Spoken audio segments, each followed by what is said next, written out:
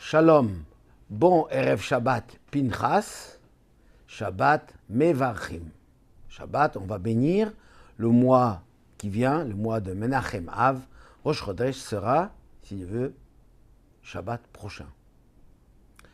On lit cette paracha toujours dans la période des 3 semaines entre le 17 Tammuz, qui marque le début de la destruction des premiers temples et du deuxième, et le 9 Av, où il y a eu malheureusement la destruction des 2 temples, premier et deuxième. Et le mois s'appelle Menachem, car on console. C'est quoi la consolation?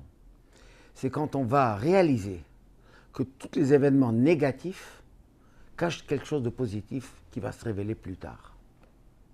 Pinchas, dans notre paracha, a fait un acte de bravoure, de courage, qui paraissait en apparence violent, mais ce qui a fait la paix entre Dieu et le peuple Israël après que Dieu s'est fâché suite à des fautes graves.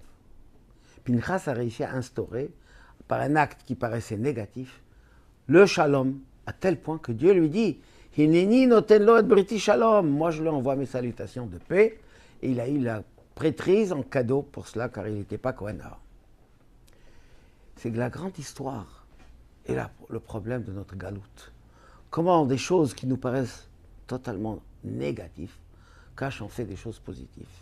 Et une petite anecdote à ce sujet, quand j'étais élève à la yeshiva chez le rabbi, mes parents qui sont toujours, ma mère, des shluchim, des émissaires du rabbi en Tunisie, il y avait un moment où on reçoit une demande de mon père qui me demande de demander au rabbi, les juifs sont très très inquiets. C'est quoi l'inquiétude? C'est dans les années début 70, ils ont obligé, le gouvernement a obligé le grand rabbin de l'époque, Rabbi Mordechai Amees HaKohen, Zechet Tzadik Livracha, un homme de grande valeur, on l'a obligé d'aller à la radio publique et parler contre Israël. C'était la première fois, et les Juifs avaient très peur, c'est-à-dire qu'il y a quelque chose de négatif, faire cela, c'était inimaginable. Et les Juifs s'inquiétaient tellement qu'ils voulaient partir. À la suite de ça, il fallait tous partir. Je demande au Rabbi, et Rabbi me répond pour dire à mes parents qu'en vérité, lui, il voit ça d'une manière positive. Parce qu'en fait, il y a sûrement quelque chose de négatif qui se passe. Et parce que le fait qu'on l'a obligé, ça fait montrer au peuple de Tunisie, à ceux qui voulaient contre, que les Juifs de Tunisie sont indépendants en tous les cas des Juifs d'Israël. Ils ne sont pas responsables de ce qui se passe là-bas. Eh bien, il s'est avéré effectivement qu'il y avait un projet de pogrom par les terroristes.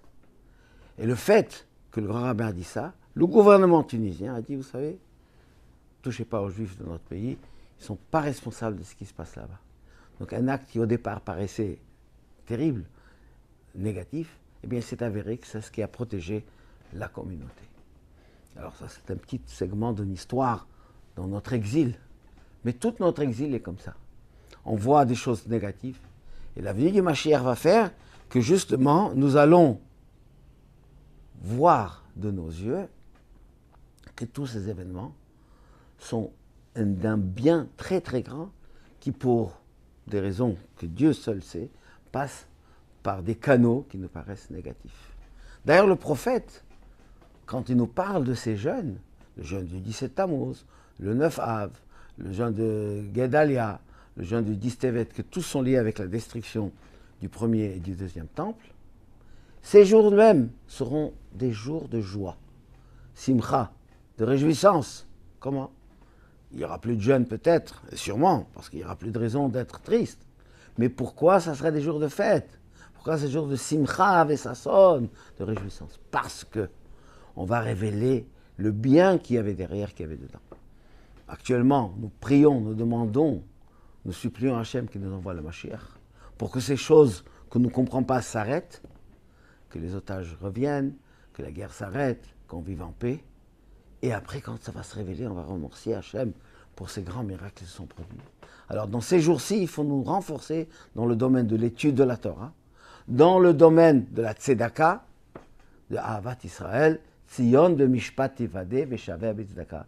Par l'étude de la Torah, et par l'Atzdaka, le chesed qu'on va faire, il est marqué, le texte nous dit du prophète, eh bien on aura la rédemption, la Géoula, la libération très prochaine avec la venue du Mashiach. Shabbat Shalom ou Mevorach.